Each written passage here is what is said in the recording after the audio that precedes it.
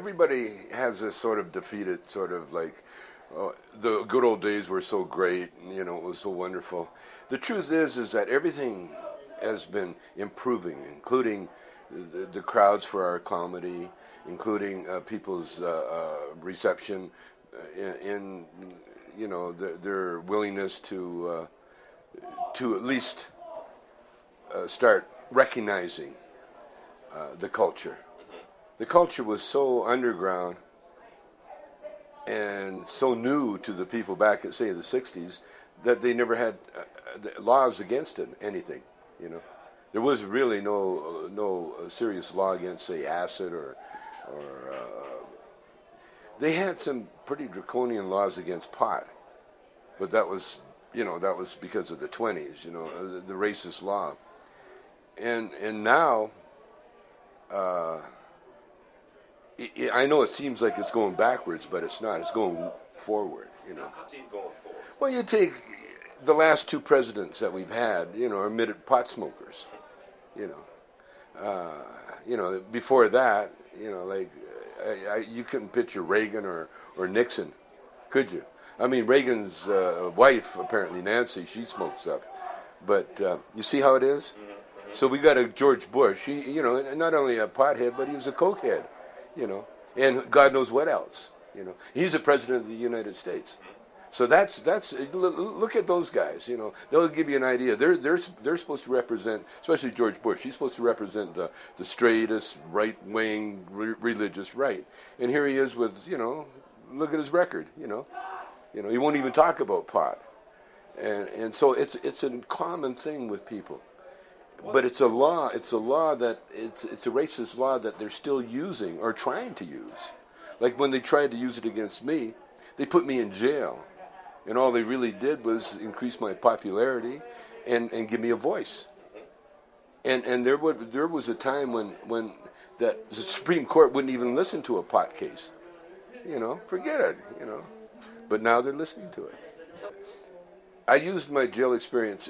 It became a religious retreat for me. You know, they only let you bring the Bible in when you go in. And so I brought my religious book in.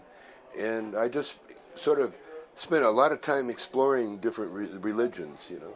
And I've come to the conclusion, you know, the Buddhism and Indian sweat lodge, the Lakota Sioux, were more suited to my, you know, to the way I feel and the way I think. So all in all, the religion, the experience was iconic.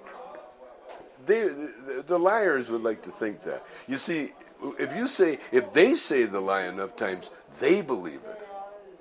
They believe it. You know, people that are like myself, you know, I know, you know, people that have smoked pot, you know, have seen it work magic on people with MS. We know that what they've been spouting is a lie. And like Arnold Schwarzenegger, you know, he's in California lying like a dog, and people are hip to it, you know. And Bush, even though he won by a slim margin, and that was probably done illegally. So you know, the lie that the media would like us to believe, the right-wing media would like us to believe, is that, oh, you know, that these guys are getting away with it. They're not getting away with nothing.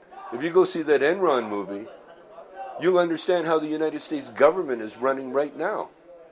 Just substitute Candace Lay for George Bush, and you got the United States government, what they're doing to the country, and they won't get away with it because of the, you know, he's in his last term, and now they've got to find another George Bush to take his place.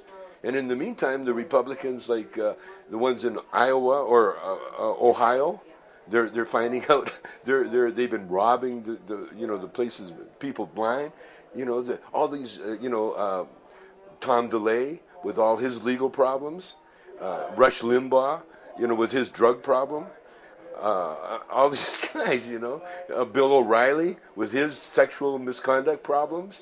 I mean, that's the truth. And these guys would like to tell all these lies to make people forget about it, like they did with me. You know, weapons of mass destruction. I said it then, and I'll say it now. The only weapons of mass destruction these guys found were my bongs.